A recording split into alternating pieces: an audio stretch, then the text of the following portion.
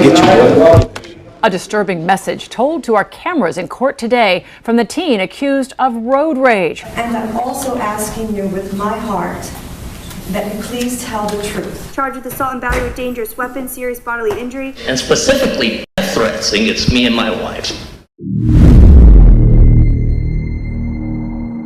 A disturbing message was captured on our cameras in court from the teen accused of road rage. The 19-year-old Omar Marquez Quinones was recorded smashing a woman's car window with a baseball bat in Miami last month. Quinones appeared before a judge, where he was formally charged with aggravated assault with a deadly weapon and criminal mischief. Police say the video shows him repeatedly swinging the bat at a car after the driver didn't let him change lanes. A disturbing message told to our cameras in court today from the teen accused of road rage. The 19-year-old was recorded smashing a woman's car window with a baseball bat in Miami last month. Omar Marquez Quinones faced a judge today where he was formally charged with aggravated assault with a deadly weapon and criminal mischief. Police say this is him repeatedly swinging the bat at a car after the driver apparently didn't let him change lanes. Quinones remains on house arrest. Quinones faces charges of aggravated assault with a deadly weapon and criminal mischief. He appeared in court Thursday and was ordered to remain in jail instead of $8,500 bail. The victim did not appear in court in person. She expressed that she lives in constant fear, detailing those fears in a letter she wrote, which was read aloud in court. Another letter was also read from one of the men being punished, claiming he was being punished for a crime he didn't commit. Richard Morales Marin, who has been convicted of serious offenses, smiled as he observed the courtroom crowd alongside Juan Hernandez Monsalvo. Both men were convicted for abducting a girl near a bus stop, taking her to a vacant house, and committing multiple crimes against her before letting her go. The two might have evaded justice if not for Juan Hernandez Monsalvo's own wife, who decided to come forward. The judge read a letter from her asking for leniency. I beg you with all my heart to help Juan so that he does not spend the rest of his life in prison. Later, Monsalvo openly wept as several of his letters were read aloud in court. Marin, however, smirked as Monsalvo claimed that Marin was the only one who had harmed the girl. Monsalvo also mentioned that he had been violently beaten by 7 other inmates. In a letter addressed to the victim, he pleaded with her to change her account, insisting that only one of them was involved in the attack. And I'm also asking you with my heart that you please tell the truth about what happened at the house. And I have pain, such great pain in my heart. Marin chose not to speak and showed no remorse while the victim's letters were read aloud in court. When I see men that remind me of the men that hurt me, I'm afraid. Before, I didn't know people were really bad. Now I think the whole world is bad. I don't feel safe anywhere. They both deserve to spend the rest of their life in prison. The state reminded the court that a jury had rejected the testimony of both men. Following this, the judge sentenced them to multiple life terms. Additionally, he requested that they be deported after they die in prison. Neither of you are worthy of being buried in this country.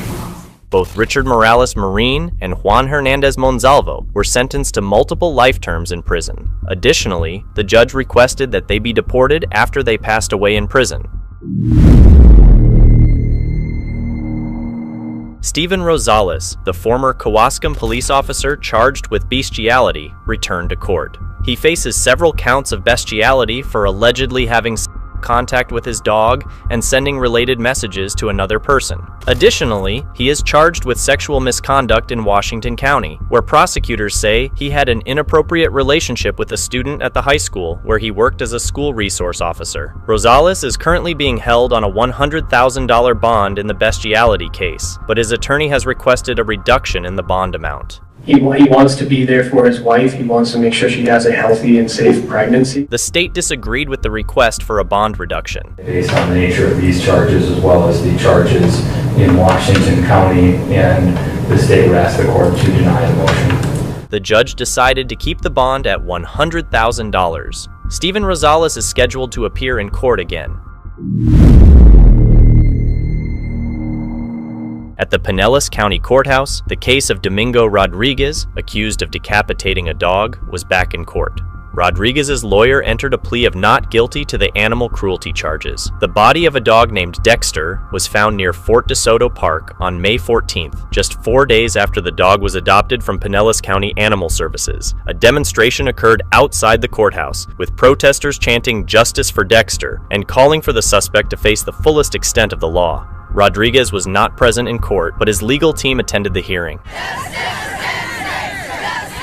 Dexter's innocence drew dozens of protesters, all demanding that whoever was responsible for his death be found guilty. It's for Dexter and for all the other dogs that are abused and every day. So, we're not Neanderthals. We'll waive his appearance and we'll enter a plea of not guilty. The courtroom was quiet as the lawyer for 66-year-old Domingo Rodriguez, the man accused of decapitating Dexter and abandoning the body near Fort DeSoto, informed the judge that they would be pleading not guilty. The defense has not yet reviewed the dossier of evidence that the state has collected. Maintaining his innocence. We've declared not guilty. He's presumed innocent under the law. Pinellas deputies charged Rodriguez after he admitted to being at Fort DeSoto on May 11th, just a day after adopting Dexter from Pinellas County Animal Services. Rodriguez claimed that Dexter must have run away during the night, but detectives found some of his statements inconsistent. Dexter's body was discovered on May 14th. When you can do things like that, the gray line becomes bigger and bigger and bigger, and it's scary to think of what someone like that could do in society. Several demonstrators are volunteers with Animal Services, which is one reason this case has sparked such strong emotions. Some of them had been caring for Dexter, possibly less than 24 hours before he was killed. He was the sweetest dog. He would bring a ball to you and want you to throw it, but then in the end, he really just wanted to cuddle in your lap. Demonstrators expressed confidence that justice will be served. The defense attorney also agreed, encouraging them to believe in the legal system. We have the court system. It's the best in the whole world. I understand the emotion. I sympathize with them. I get it. But at the same time, we have to separate emotion and the rule of law. If convicted, the suspect faces up to 5 years in prison. A Flagler County high school student caught on camera violently attacking a teacher's aide has learned his sentence. The judge decided to sentence Brendan Deppa to 60 months, or about 5 years, in prison, followed by 15 years of probation. The judge opted to sentence Deppa as an adult despite his autism. He described the incident as senselessly violent and troubling. At the time of the attack, Deppa was 17, a juvenile, but his history of violence and aggression, including several Baker acts and battery charges, influenced the decision. Witnesses, including Deppa's mother, spoke in court about his autism and other diagnosed disorders, noting that his aggression was not new. The attack occurred last year, after Deppa's Nintendo was taken away in class. Deputies reported that Deepa beat the teacher's aide, Nadej, unconscious, and the incident was captured on video, which the judge referenced during the proceedings. Captures senseless, extreme violence in a very troubling way. Dr. Pritchard testified that that was both volitional and an intentional act, in again saying that Mr. Deppa understands the difference between right or wrong. He knew that it was wrong. He admitted to Dr. Pritchard that he knew it was wrong, wished he hadn't done it, but he did it anyway. Depa's mother expressed that she thought the sentence was completely wrong and insisted her son was not at fault. She felt that the school district was aware of his needs and triggers, and she believed that his care plan was not followed. She argued that he needed more support and probation rather than prison. Despite her request for him to return home, Deppa will be heading to prison for the next 5 years.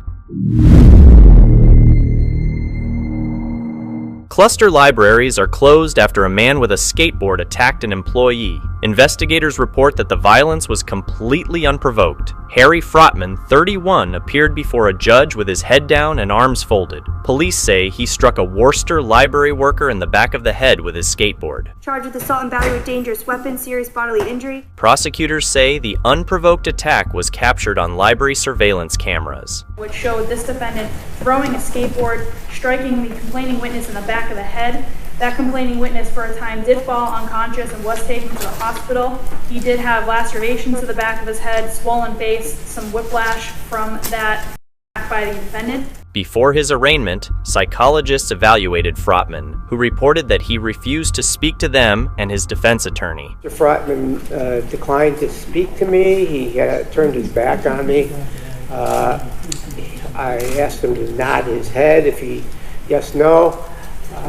He did. All he would tell me was that he wanted to go to a psychiatric hospital and that he is not currently on psychiatric medications. I would suggest at this point, given the inability to communicate with Mr. Frotman, both by myself and the court clinician, that a 15B inpatient evaluation should be ordered. All Worcester Public Library branches were closed as city officials met with library staff to discuss safety and security. The attack disturbed people who came to drop off books. I just hope that the person who was attacked is okay, and maybe the person who did the attacking is getting the help that they need. The prosecution says Frotman has a criminal history in Massachusetts and West Virginia. He is currently being held on a $10,000 cash bail.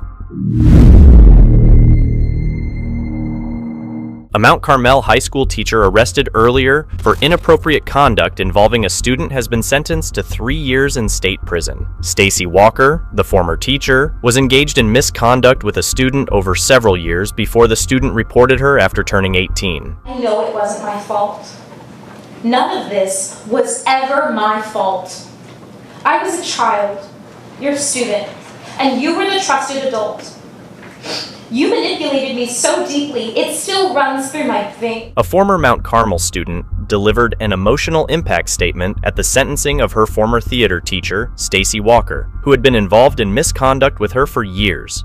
I would rush home, run into my room, close the door, and submit to her entirely on signal. Whatever she asked for, sexually explicit photos and videos in certain poses or positions, the entertainment of her twisted sexual fantasies, degrading me and humiliating me. In 2017, Stacy began an inappropriate relationship with a student. The misconduct continued until the student turned 18 and reported it to authorities. At sentencing, the student's mother also spoke. How could you take my daughter's hand as a sophomore in high school and lead her into your adult world of abuse, psychological manipulation, and control? There is no sentencing that will ever erase my daughter's pain. Stacy pleaded guilty to charges involving a minor. Her plea included an admission that she abused her position of trust and confidence to commit the offense. You yanked her out of her innocence and carefree existence and offered her entrance into a place so dark and disturbing I cannot give words to. Stacy was sentenced to 3 years in state prison. A man who terrorized a neighborhood in Sugar House for years is finally heading to prison. Rafoul admitted to 5 counts of violating civil stalking orders after threatening to kill his neighbors. But that's not all. He was also found guilty of elder abuse for attempting to kill his father and of assaulting a Salt Lake police officer. Originally, Judge William Kendall had suspended Rafoul's prison sentence in these cases and placed him on probation under adult probation and parole. However, the APMP suggested that Judge Kendall cancel his probation and enforce the original prison sentence. The district attorney agreed. This decision brings his neighbors a massive sense of relief. Meet Cheryl Hannon and her husband Sean. They live just across the street from Rafoul and have been among his victims. This emotionally exhausting experience. But even with the stalking injunction in place, he continued his vulgar outburst and specifically death threats against me and my wife. From threatening to kill his neighbors, telling Cheryl Hannon to grab a shovel and dig a hole to bury her husband Sean, and demanding that she beg on her knees in front of Sim Gill at the Salt Lake County District Attorney's office, Rafoul's disturbing outbursts shook the entire neighborhood. His actions tied up police resources, and he even assaulted a Salt Lake police officer. His defense attorney, Brock Vanderkamp, argued that Rafoul was eligible for the STEP program for treatment and even suggested he would wear an ankle monitor to avoid going to prison. However, adult probation and parole sergeant Roberts urged Judge William Kendall to revoke Rafoul's probation, and prosecutor Melanie Sorazio agreed. Judge Kendall did not hold back in his response. Frankly, he needs to be in a secured facility that he cannot leave, and that is the Utah State Prison, Your Honor. His course of conduct has been going on for more than 2 years now. You've been essentially a one-person crime spree and disruptor of neighborhood harmony for a very long time. Maurice's parents were present in court, and his father, Assad, decided to speak up, accusing him of despicable yellow journalism. He also blamed Sean Hannon, still insisting to the judge that Hannon had hacked into his TV and internet. Afterward, he told prosecutor Melanie Sorazio that she didn't know how to do her job. It's still unclear which prison Raffel will be sent to. Celedrian Brooks, 25 of Rock Hill, was sentenced after pleading guilty to a serious offense involving a young girl.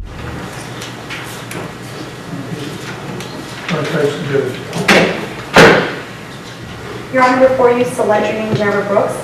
He's represented by Ashley Anderson. He's pleading guilty under indictment number 2014 GS 46031159 to criminal sexual conduct with a minor in the second degree. The state's negotiation is 20 years. Your Honor, November 16, 2013, Officer Hannon responded to the Piedmont Medical Center for a report with a CSE with a minor. Officer Hannon spoke with who stated that her 5-year-old daughter woke her up that morning, told her that she was hurt by the defendant, 25-year-old Jared Brooks, while Hannon was out the night before, November 15, 2013. The defendant was at their home, located in Rock Hill, York County, South Carolina, babysitting a 5-year-old and her 3-year-old brother. When Hannon returned home around midnight, the defendant was on the couch and the children were asleep in the room. The following morning, the victim came in complaining the defendant had touched her. Confronted the defendant, who denied the allegations, and the victim stated to the defendant that he was lying when he denied the allegations. And told the defendant to leave the residence and took the victim to PMC for a sexual assault exam. The exam indicated that there was visible trauma. Detective Chavez obtained an arrest warrant for the defendant for CSE with a minor in the first degree, and the defendant waived his Miranda rights but denied the allegations. DNA was submitted, and a Y DNA hit was returned matching the defendant. A letter was sent using another inmate's number to the victim's mom that fully confessed to the offense, stating that he had been very high or intoxicated. Mr. Brooks, you've heard the facts recited to the court by the solicitor's office with regard to this charge. Do you disagree in any way with what they say happened? Mr. Brooks, is there anything you wish to say to the court? Someone tell my family how I love them. Case number 2014 GS 46-3159. Celedrian Gerald Brooks, having pled guilty to criminal sexual conduct in a minor in the second degree, subsequently is to be committed to the State Department of Corrections for a determined term of 20 years. This is given correct 347 days of jail. He was sentenced to 20 years in prison. In a surprising turn of events, a Polk County teacher could be facing prison time after an unexpected decision in court. Jennifer Victor caught the courtroom off guard by pleading guilty to all charges against her. Victor, a former teacher, made what one law professor called a strategic move. She is now awaiting sentencing after pleading guilty to all 37 counts related to inappropriate conduct with minors. It's surprising that would happen. The former English teacher at the Central Florida Aerospace Academy was accused of inappropriate conduct with 3 students. A local mother of 2 who lives just up the road from the academy feels it was a sudden change in moral direction. Obviously her conscience has come about. However, Cooley law professor Jeff Schwartz believes the decision was more calculated. The state confirmed that there was a plea deal on the table, one that included substantial prison time, but Victor chose to turn it down. It would appear that the state's offer was such that it left the defendant with no option but to go to trial, and that the court has indicated in some manner that it would sentence the defendant to a lesser sentence than the state was insisting on it. Schwartz notes that much can happen between now and the sentencing. I assume that the defendant will get psychological evaluations done to present to the court and line up her character witnesses and other people in order to substantiate the court's indication that it would give her a lesser sentence. Meanwhile, Mother Shannon Morale says this case, which many in Lakeland have been discussing over the past year, has led to some difficult conversations with her children. Certainly you discuss it with them. I mean, you discuss what could lead up to that. It makes everybody think a little more about, who's with their kids and how their kids are reacting to them. Victor faces a maximum of 15 years in prison for each of the 30-plus counts she's charged with. Her sentencing hearing is scheduled. During the sentencing of Anna Stubblefield in State Superior Court in Essex County, the brother of a disabled man spoke. Stubblefield, a former Rutgers Newark professor, admitted to having criminal sexual contact with a former disabled student who was unable to speak. She was sentenced to time served. In all my life, nothing else has posed a serious threat to the sanctity of my family than Anna Stubblefield. Not only did she rape my brother, but she intended to challenge our guardianship with the hopes of building her life with him. He can do a lot of things, but because of his disability, he is vulnerable. He cannot provide for his own self-care, and that makes him vulnerable. Anna Stubblefield took advantage of that vulnerability. Indeed, the thing that she was supposedly saving him from was the very thing she needed to get away with her crime: silence. My brother could not give consent. Never, never, my brother could not consent. There was no justice for my family when the woman that raped my brother and intended to steal him from us barely serves 2 years out of a 12-year sentence. Hell, she hasn't even addressed a formal apology to my family. I see no remorse from Anna Stubblefield. The trauma that my family has undergone through this entire ordeal will take many years to heal. Anna Stubblefield was sentenced to 3 years in prison with the possibility of time served. Dylan Stevenson, a former Rutgers football player, was sentenced for his involvement in an assault related to a riot that resulted in another Rutgers student sustaining a broken jaw. I was thinking about that kid. He was that kid that everybody saw on the streets and rooted for this kid. This kid is going to put Saraville on the map. This may have the benefit of seeing that take played to me on a very sophisticated laptop which was capable of slowing the action down like I've never seen before. And Delon, it was terrible. It was terrible. You know, Mr. Arasto, you used the word sucker punch. An unexpected punch or blow. And I can see you on the tape go onto the sidewalk and come from in between the cars. And I see you cracking him in the side of the face, and he had no clue. And he crumbles to the ground. You remember seeing that? Terrible. Terrible.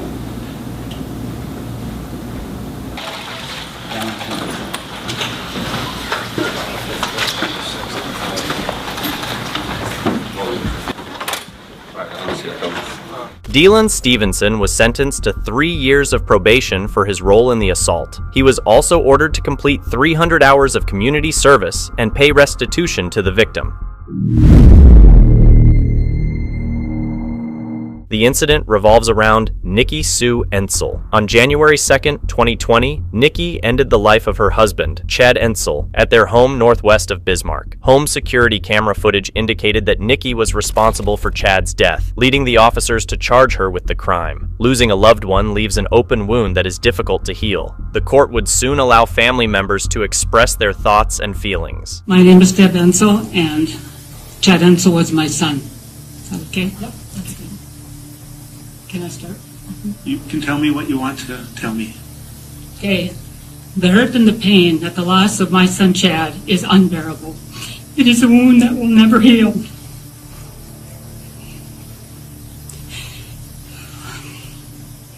We will always have that reminder of our loss with the empty chair at the family get-togethers and holidays.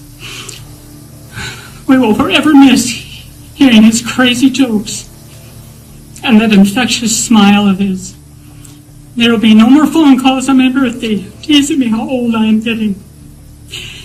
No more playing hoops or soccer or baseball with his nephews and seeing the pure joy, pure enjoyment on his face watching off fireworks at the 4th of July holiday with his family. You have taken all of that from us. Your actions have caused a good man his life and have forever fractured my family. And no parent should ever have to hurt their child. My name is Lori Krause, and I am Chad's sister.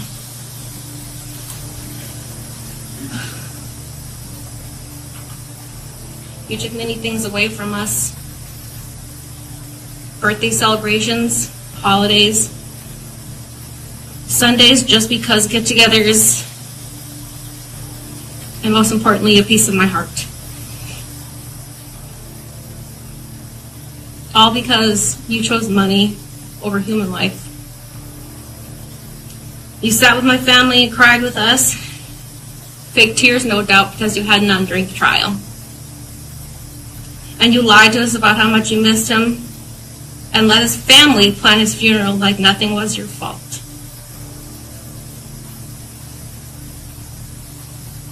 We are not victims. We are a network of broken survivors. You may have noticed your side was completely empty at the trial, while Chad's side had more people than space. That's because everybody knows that their world is a much better place without you in it. There are a lot more things I could say about how I feel, but I decided this day is no longer a day of you. It is a day about my brother. This is the day we remember him and what a wonderful person he was. An amazing athlete, somebody who had more friends than I can count, and somebody who most importantly could do anything for anybody at any time. He gave back to his community and was a role model for my boys.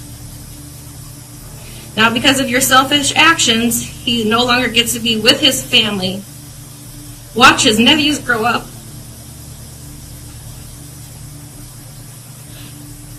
graduate high school, or get married.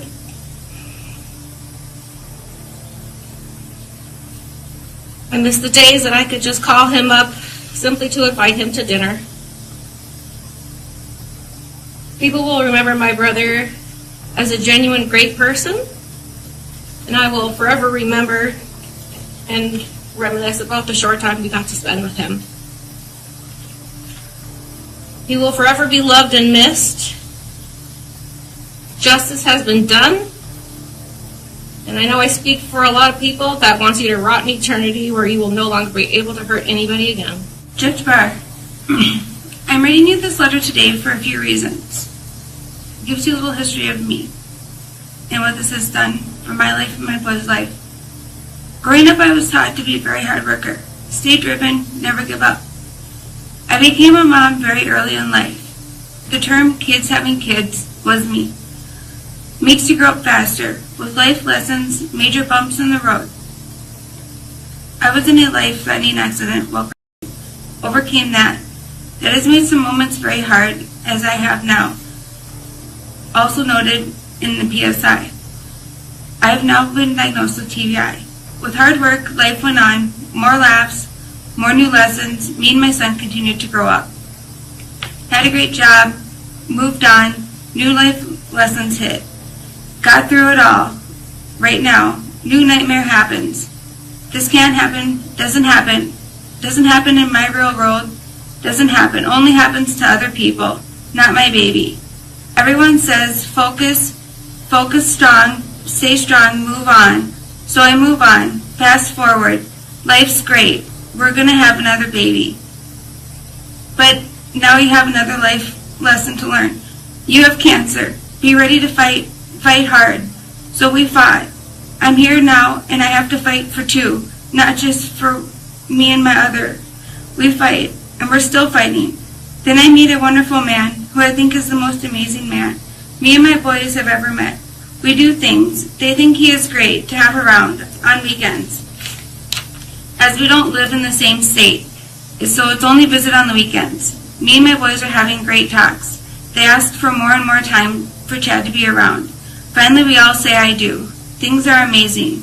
The families are coming, and I get told when my parents are going to meet. My heart drops as I'm told they can't come to visit us at my permanent house. I don't know what to say. My sons and Chad bowl together. Life moves on. Things are great. My youngest son is doing great bowling. Begins to call him Dad. The boys start to change. Before I know it, they grow big. I come home one day. A trip is planned, I'm told. A great trip. Trip goes on. Life grows. We move. Yelling starts. It becomes a windfall. People come around, don't know.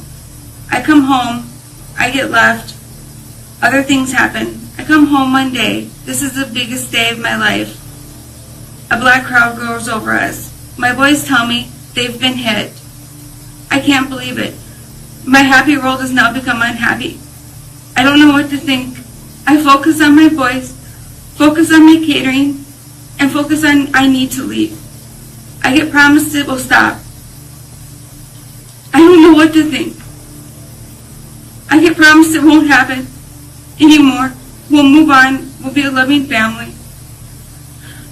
We get told I have some more issues to go through. I need treatment again. Everything's going to look brighter. So I say, okay. We keep moving on. I come home one day. My boys are at wreck. They've been locked in their rooms all day. I say, why? They say, we need to leave. We need to leave now. I get told. I say, that's it. We're leaving. I will look for another place. This becomes the worst night of my life. My heart and my soul are broken. My boys are hurt. I don't know what to do. I gotta leave. Everyone knows that this can't really happen, but everybody knows, and I'm asking for help. Your Honor, I have been through all kinds of it. Now my boys have been through it. I have to live through this every single day. Nobody can tell me what I have to live through. Nobody can tell me the pain I have to live through every single day. From the day that I got told that to the day I started saying I need to move out. To the different times people said that they would be there to help, to who really helped and who really didn't help. Then to be told in different sessions, I don't feel enough. I don't have enough. So here we are. We're getting ready to go to trial. I'm a wreck. It's been 3 years. I've patiently waited. Every time I get ready to go to trial, it hasn't worked out. I've patiently waited. But here we are. We're going to go to trial for real this time. My heart's a mess. I get told I need to take a plea deal. It's going to be this way. I don't want to. I want to have my chance. It's my right to go to trial. But I get told that if I don't, the prosecutor's going to make sure I sit and rot and my kids never get to see me again. This isn't right. I feel like I should have a right to go to trial. And that's the right that I have along with my boys. My boys say that they need this day as much as anybody else. Judge Barr, I've had to live with the loss, not only for myself, but the loss for my boys also. Nobody knows the loss I live every single day, not just with Chad, but with the loss of my boys. I don't have my boys. I don't have anybody else. I have been incarcerated for 3 years. I have learned to deal with a lot of loss. There's nobody in the jail systems to really help us. I deal with the loss independently. I don't have other people to contact. Yes, I have family. Yes, I have other people. Jail is very expensive. Calls are very expensive to deal with loss. Do I talk through friends with my boys? Yes, I do. My boys are also in school. It's not possible to talk to both of them every day. But Your Honor, I do miss them. I miss a lot while I'm in here. I'm asking you to please understand the losses I do also have. I miss a lot. I have great losses. Nobody can write on a piece of paper what they think I have for a loss. That is not a fair way to put me on a piece of paper. I'm asking you, Honor, to please have consideration when you do sentence me. I don't think a piece of paper should determine someone's life. Thank you. That at the time of sentencing of Mr. Howard, Mr. Insel's family supported the plea agreement in order to bring the matter to resolution as to Mr. Howard, and the court significantly consider that in accepting that plea agreement. If the matter had gone to trial, I don't believe there's any way I would have imposed the sentence that was agreed to in the plea agreement. But deferring to the state and the defense attorney, understanding they are aware of information, and seriously taking into account the victim's, Mr. Ensel's family's support to that, the court did accept it. So I do not find Mr.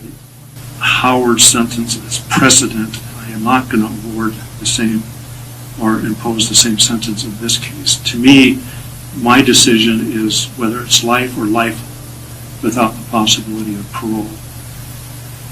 Anything else, I believe, would be a grave injustice. And that's where I am deliberating at this point. Comparing it to a case I did a sentence in last year with life without parole, where the individual was slightly younger, but he had a significant larger criminal history of over 60 convictions, had been incarcerated multiple times and violated probation, I think it was about 5 times, and had had many opportunities for treatment.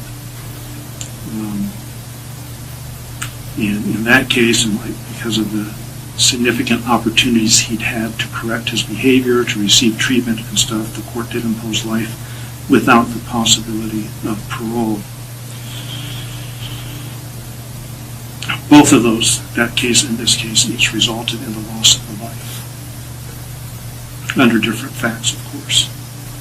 And I also appreciate the Mr. Ensel's family. I think many people feel that if someone takes a life, they should never have a life of their own.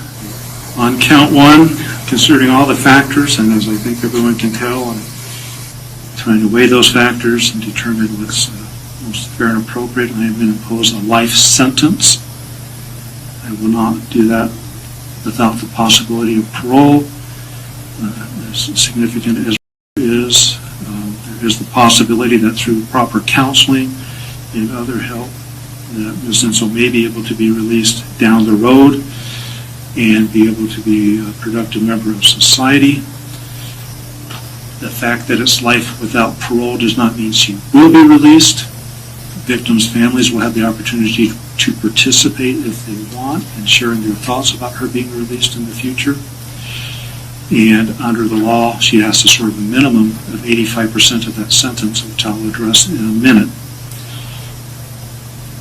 And so, for count 1, life, of course, required DNA and fingerprinting. I will order the restitution of $5,592. Waive all fees except the $35 victim witness fee, the $25 court-appointed counsel fee. Require participating in mental health treatment. And Ms. Lawyer, was it 1137 or 1037 days credit? 1137, Your Honor. The credit for 1,137 days. On count 3, I am going to impose 10 years, all suspended, and 3 years of probation. And on count 5, 5 years, all suspended with 3 years of probation. The purpose of that is for when, if Ms. Ensel gets out on count 1, she will be on probation and have the possibility of 15 additional years if she does not keep those conditions of probation. So that will help hopefully protect the public and ensure that she complies with any mental health counseling or anything else she needs, if she needs it at that time. The incident revolves around Tim Ferreter, who forced his adopted son to live in their garage for years. Jupiter police arrested Ferreter after discovering the garage setup in their Egret Landing home. When Ferreter's adopted son was reported as a runaway in January 2022, the situation came to light. While not all victims can share their emotions in court, this victim had the chance to express his experience to the judge during the proceedings. I came here today to see your face again. It might be the last. So let us make this right. Would it not be proper to say our last goodbyes? It looks like we hit a fork in the road, and it seems that I can only fit on the path on the right, but you were left with the left one. Some might wonder why I came to see you again. A lot of people do not like what you did to me, but why come back? Well, it's because behind this monster of madness, guilt, anger, and wrongdoing, I see a soft spot. I see what you truly are. I know that hiding in the darkness of fear and blame, there is true fatherly love. In the exact same spot, there's nurturing. I believe that it can still be activated.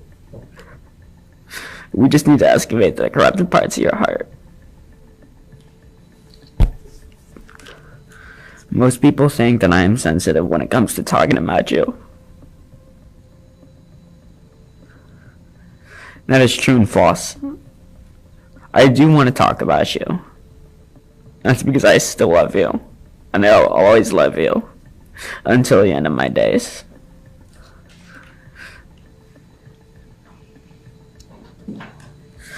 I just wanted to say that I wish you never did the things you did to me. And I think that it was just a long dream.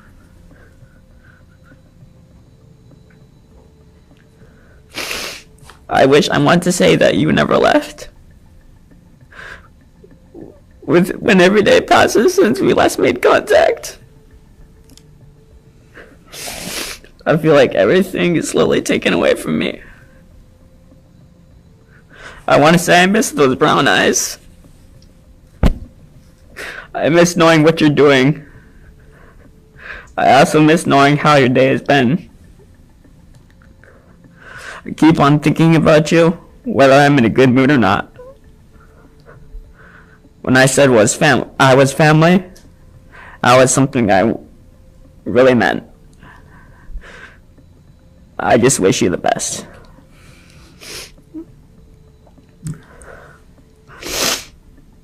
I want to say that you were everything I needed all along.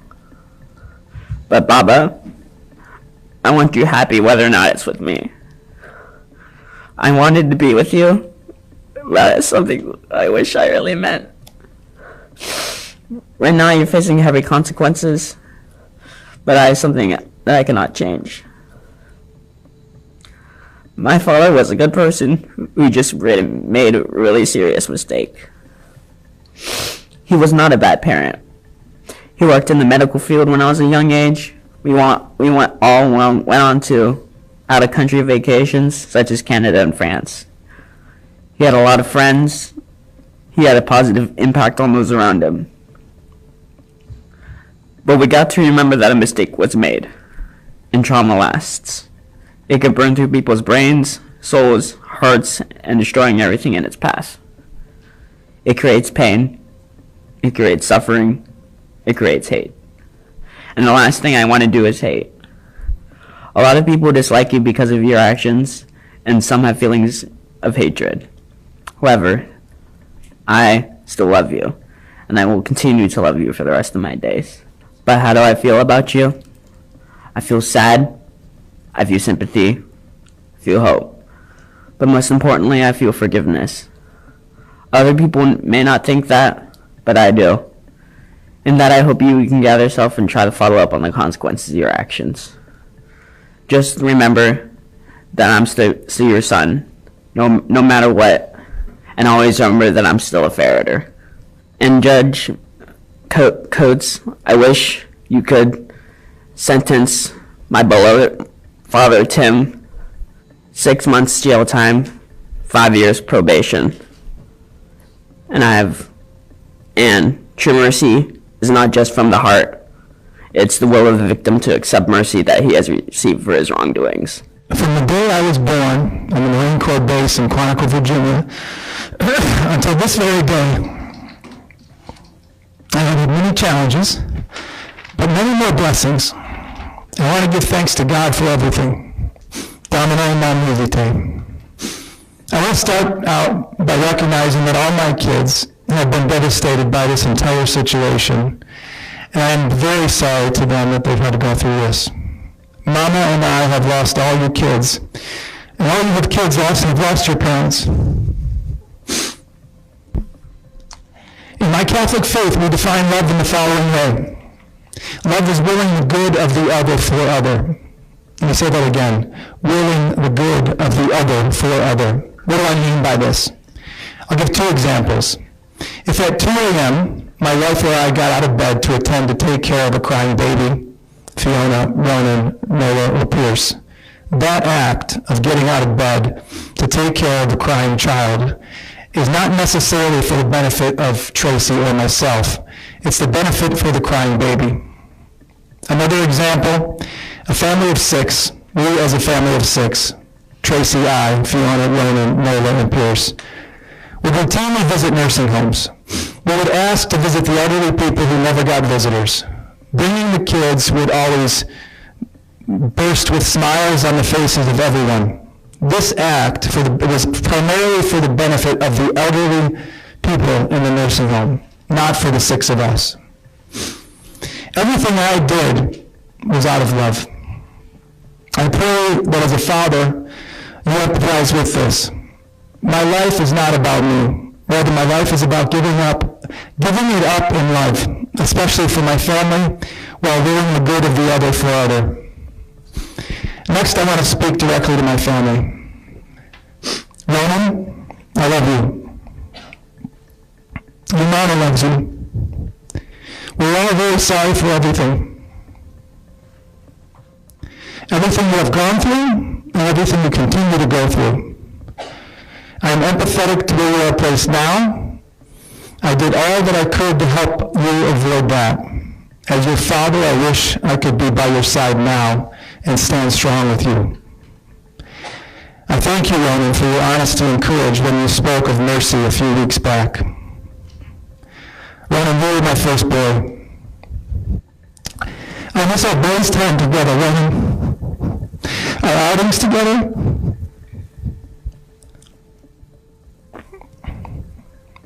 You're such a smart boy, young man on this all about your creative ideas you used to share with the whole family. We could always depend on you to come up with something creative and to build something that needed to be built. Well, and keep up the curiosity and the desire for learning. I love you always, and please know that you'll always be my boy.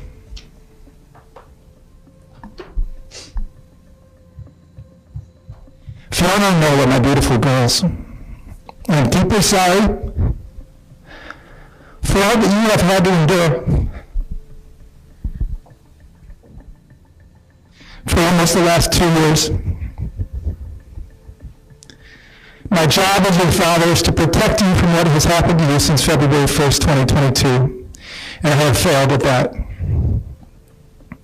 Please know that I love you both now and forever, and nothing will ever change that. For I am convinced that neither death, nor life, nor angels, nor principalities, nor present things, nor future things, nor powers, nor height, nor depth, nor any other creature will be able to separate us from the love, from this love, from the love of God in Christ Jesus our Lord. You are both resilient young women, Fiona and Nola. And in the end, everything will be okay because God has a plan. Fiona, when you are ready, feel free to reach out to your extended family, including the grandparents. Everyone loves you, Fiona, and are waiting with open arms to embrace you, to love you. In the end, Fiona, all you have is your faith in your family. I miss Fiona, I miss your sweet personality, your beautiful smile, and our intellectual discussions on literature, current events, religion, and other inspiring topics you came up with. I miss watching Hamilton with you. I miss hearing you sing the songs. I miss listening to the Beatles with you and Coldplay with you. I miss going on daddy-daughter dates with you. I love you always. I will love you always. You are my girl. Nola, your energy and personality always fills the room, and I love that about you. You are talented in so many ways. From your baking birthday cakes for everyone every year, to your athletics. In my heart, I will always be in the stands cheering you on. Please remember this. but I'll be in the stands all the way from now until you play for Notre Dame or Arizona. Keep the joy in your heart alive, Nola. Don't lose that caring nature. I miss playing catch with you. You always threw the ball so hard it hurt my hand. I miss baskets with you, playing horse one-on-one, watching you dribble between your legs and around your back. I miss coaching your various teams. I miss coaching you and Fiona on basketball together. You brought many blessings to my life, and I'm grateful for that. Nola, your extended family, like I said to Fiona, including grandparents, love you and are waiting for you with open arms when you are ready.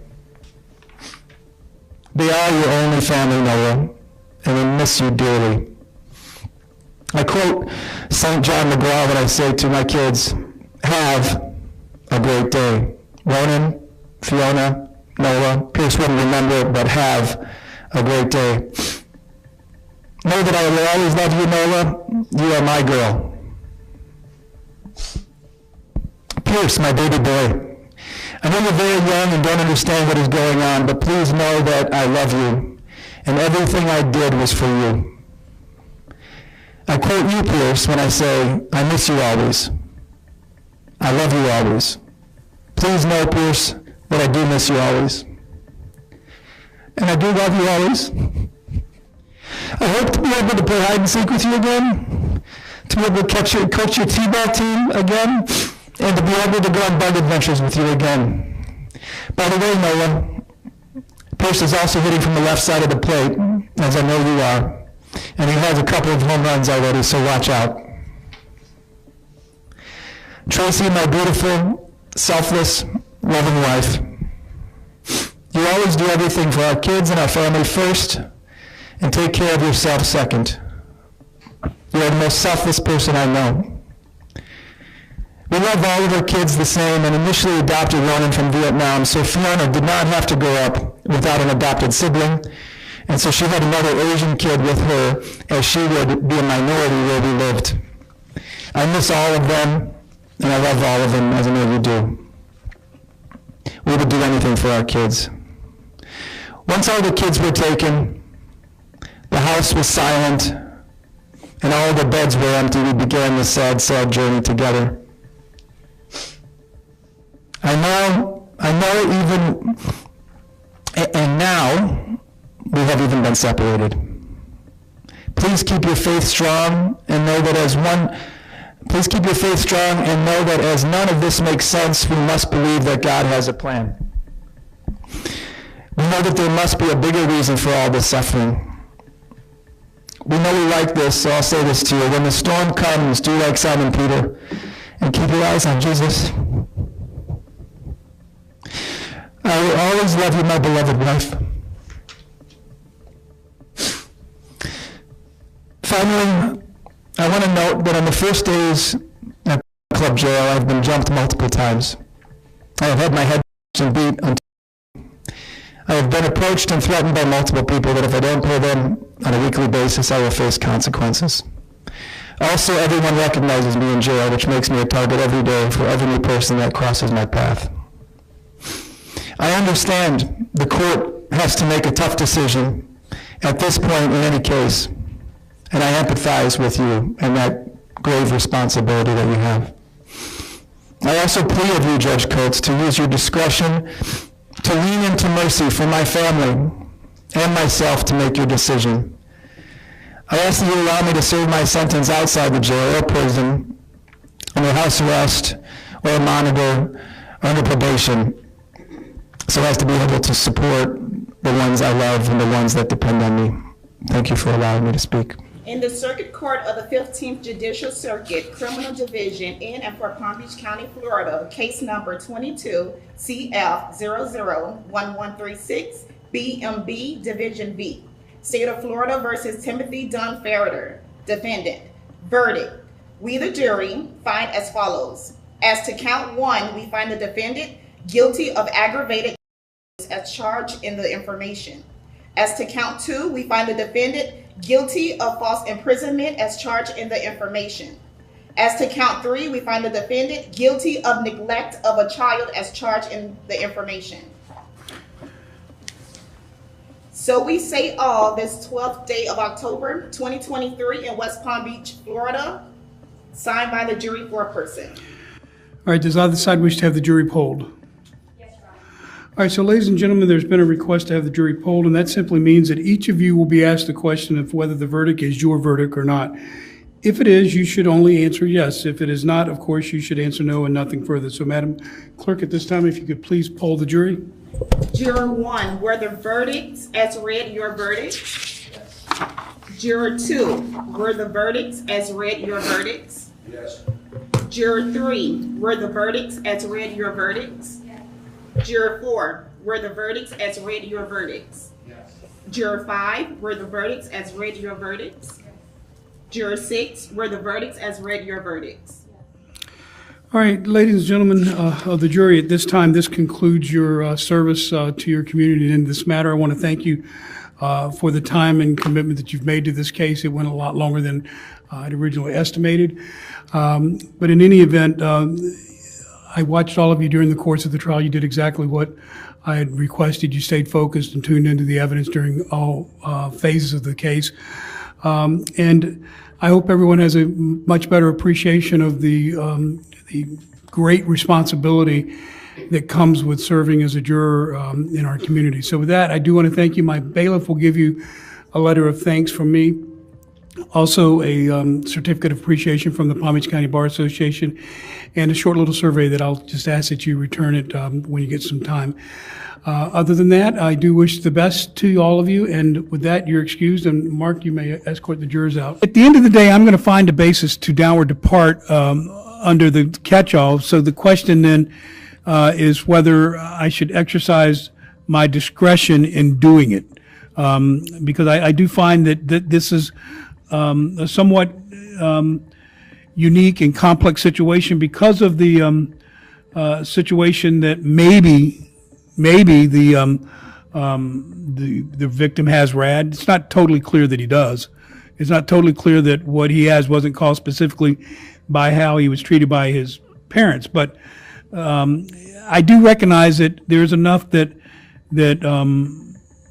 it creates an issue where this is not your normal situation of where their children are put in a, and there's no nothing that explains what was going on here.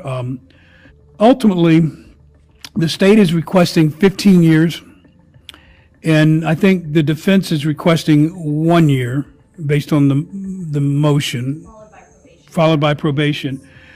And I do note that I can go all the way up to 40 years. So at the end of the day, as I said before, I am totally convinced that what I do will not please anyone here, but ultimately the buck stops with me, and the responsibility ends with me and falls on my shoulders to issue a sentence that I think is appropriate to the circumstances. And I will say that it is not lost on the court that not only is the defendant here going to be the one to suffer the weight of the sentence that I impose, but the entire family has already suffered the trauma and the ramifications and consequences of the defendant's conduct. And on that issue, I do think that the defendant exercised and expressed his remorse at that. I just wish he'd have been a little more forceful in getting the point to me that he actually acknowledges that what he did was wrong, and I didn't get that. I still didn't get that, because I have some sneaking feeling that if all things being equal, the defendant might say that he would do the same thing over again because he thought it was the right thing to do out of love at the time he did it, and that creates problems for me. I hope that I'm wrong on that, but at least that doubt has been allowed to remain in my head. So, all right, so enough said on this. I am going to exercise my discretion to downward depart here. I'm going to, but I will tell you that the downward departure is not even remotely close to what the victim has requested, nor the defense counsel requested. And at the end of the day, the sentence that I'm going to impose is going to be longer than what the guidelines provide. I'm going to downward depart from 75 months to 60 months.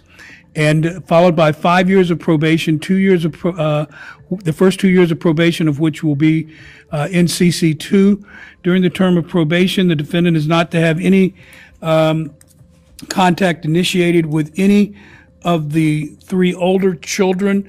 Those children will be free once they reach age of majority to have contact with the defendant if they so choose. In any event, even if the children so choose to have contact with the defendant, they will not be able to do so until the defendant has first completed the following conditions of probation. I'm going to require that the defendant undergo a 40-hour anger management class, which can be taken while he is in custody, that he undergo a 40-hour parenting course, and that he also undergo a mental health evaluation. With respect to the youngest child, given the nature of the appointment or the adoption there, I'm going to require any contact or visitation be supervised, but ultimately subject to any restrictions that the dependency court imposes, because obviously the dependency court, if they're still involved, then maybe they're not involved anymore. They don't have any jurisdiction anymore.